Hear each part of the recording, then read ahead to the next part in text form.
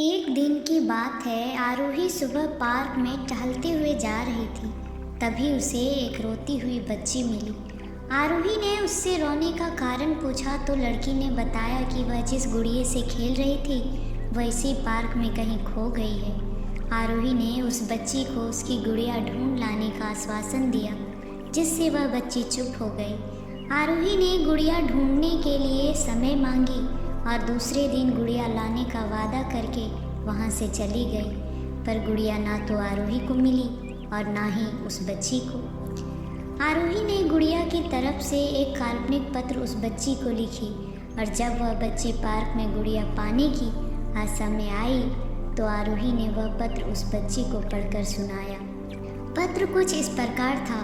कृपया रोना मत, मैं समय समय पर उस गुड़िया के बारे में तुम्हें लिखती रहूँगी, बस तुम रोना मत। अब आरोही रोज उस खोई हुई गुड़िया की तरफ से काल्पनिक पत्र लिखने लगी और लगभग रोज ही उस बच्ची को पढ़कर सुनाती, जो कि यात्रा का काल्पनिक वर्णन हुआ करता था। आरोही के इस काल्पनिक लेकिन रोचक वर्णन ने उस बच्ची को रोने नहीं दिया। वह खुशी खुशी अपनी गुड़िया की घुमकड़ी के किस्से सुनने लगी। अब वह खुश रहने लगी। एक दिन जब काफ़ी कहानियाँ हो गई तो आरोही ने एक दूसरी गुड़िया उस बच्ची को लाकर दी। जाहिर है वह गुड़िया बदली हुई थी। उस बच्ची को अपनी पुरानी खोई हुई गुड़िया जैसी नहीं लगी तो वह आरोही की ओर देखने लगी। आरोही अनजान बनते हुए गुड़िया में चिपकी एक चिट को निकाल कर पढ़ने लगी। उसमें लिखा हुआ था, यह मैं ही हूँ, तुम्हारी वाली गुड़िया जो पार्क में खो गई थी। दुनिया भर की लंबी यात्रा की वजह से मैं थोड़ी बदल गई हूँ। बच्ची को इस गुड़िया और आरोही पर विश्वास हो गया।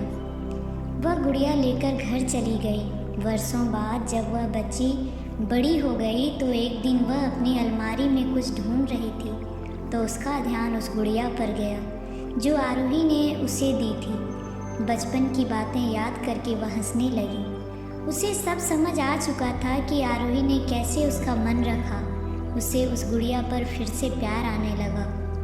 वह उसे बड़े गौर से देखने लगी। तभी उसकी नज़र गुड़िया की फ्रॉक की आस्तीन में छुपे एक छोटे से पत्र पर गई। उसने बड़ी व्याकुलता से वह पत्र निकाला और पढ़ने लगी। पत्र में संक्षेप में लिखा हुआ था, हर वह चीज़ जिससे तुम प्यार करती हो कभी ना कभी तुमसे खो जाएगी और जो तुम्हारे पास होगी वही तुम्हारे लिए सच्चे रूप में बनी होगी। भले ही भिन्न होगा पर प्यार एकदम खालिस होगा।